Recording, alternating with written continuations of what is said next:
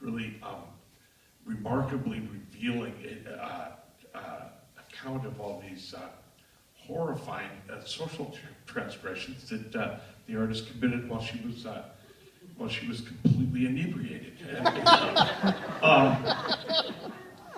And you know, it was really sort of sad, and it left me thinking, God, I wish I would have known this woman then, you know. And ultimately, you know, there's a lot of redemption, and it was just, and I called her up and I said, well, can you get me 5 or 6 copies of your comic book? And she brought them down to the store, and you know, a day later they all sold out. You know, and sent me some more, and then they all sold out. And we have some in the lobby for you. Please welcome Tatiana Gill.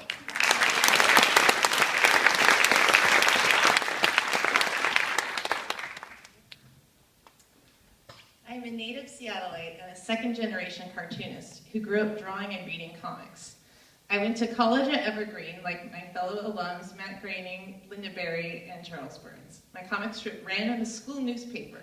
I was a binge drinker who did speed on weekends. My comics poked fun at my own use of hard drugs to lose weight, while poking fun at the heroin chic that was in fashion at the time. In my 20s, thanks to working at Fantagraphics Books and reading the collected works of Phoebe Glockner, Dory Seda, and Mary Fleener, I decided my cartoonist calling was to depict my hard partying life of heavy drug and alcohol abuse. Here I am buying pills in Mexico, which wound me up in the emergency room, much to my pride.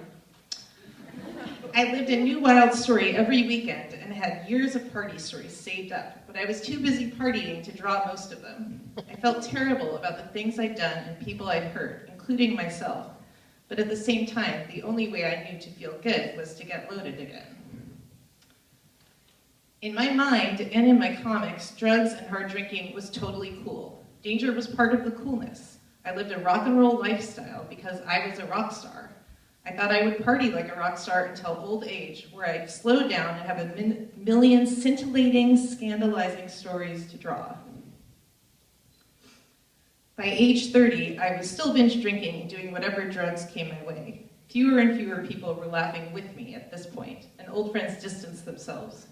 When I was too drunk and too high to draw well, I drew a comic with my opposite hand, a rendition of Hotel California, the Eagles song, that channeled all my internalized horror over the world I was living in. By my early 30s, my health had deteriorated. I'd been blackout drinking for over 10 years, rarely going more than a couple days without overdoing it. My mostly unconscious lifestyle tore a hole through all my relationships, friendships, and my self-esteem. In 2009, per the urgings of a doctor and per the urgings of an acupuncturist, I quit drinking cold turkey. It was beyond rough. I felt everything I'd been avoiding for a decade. I was so angry, ashamed, and confused. I trudged along through an intense learning curve, but I hadn't gotten over my past, and my pain was there to stay. After 4 years of not drinking, all the things I'd done in a blackout came pouring out of me in comics form. Soon after, another comic came pouring out of me, all the things I went through as I quit drinking.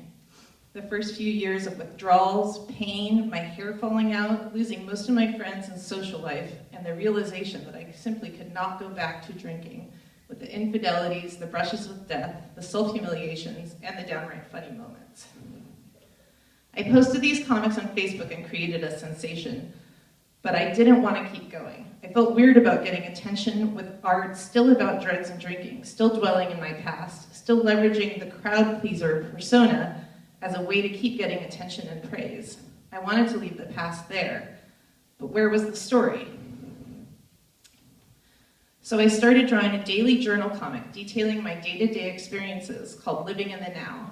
Exactly what happened to me every day, for better or for worse, exciting and boring.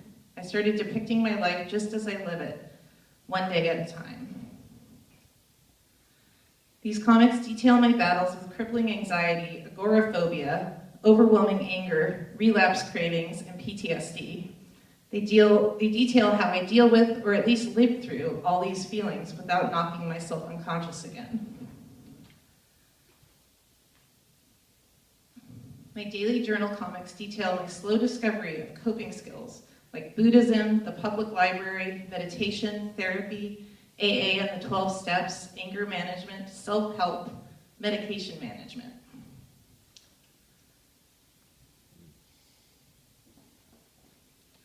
I slowly discover how to get high on life, to access my happy brain chemicals with things like exercise, love, spirituality, intimacy, community, and coffee and sugar are often used in excess as well.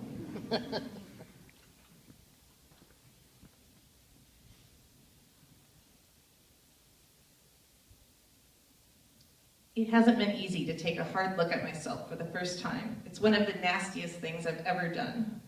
In 2013, my daily comics detail an extensive breakdown of my slow, ungraceful crawl out of the hole of severe anxiety and depression. Here I am calling a suicide hotline and being full of anger. When I first quit drinking, I would judge myself for being such an addict for all those years. But as you can see from these journal comics, it was a survival mechanism to try and knock myself out. Sometimes simply being in my own skin is a Kafkaesque nightmare.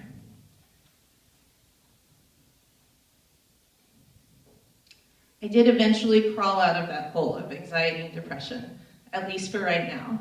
As I give this presentation at age 40, many of my days have a good measure of peace, stability, and happiness, which is more than I could have ever said before.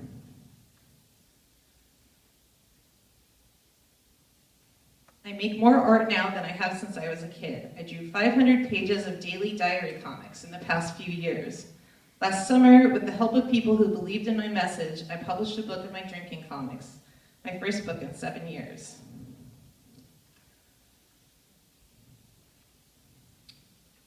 Although I can feel just as bad sober as I did when I was drunk, it's better now, because from each crisis I learn new coping skills.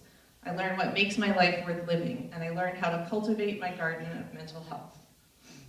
Each leaf on this tree is a different coping skill that I've learned and survived with.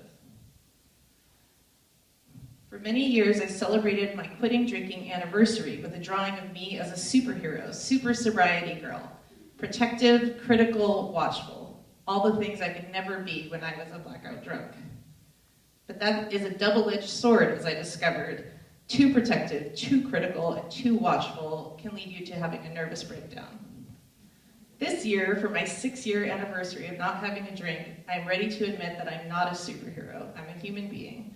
I'm just as good and just as bad as everyone else, and I'm so grateful to have today.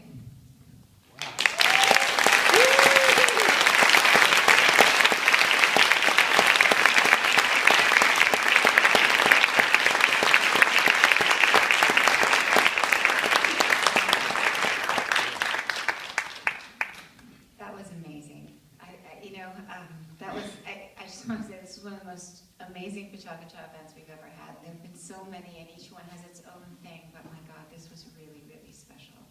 So let's start with some thank yous. Number one, let us give it up to each and every one of our presenters tonight.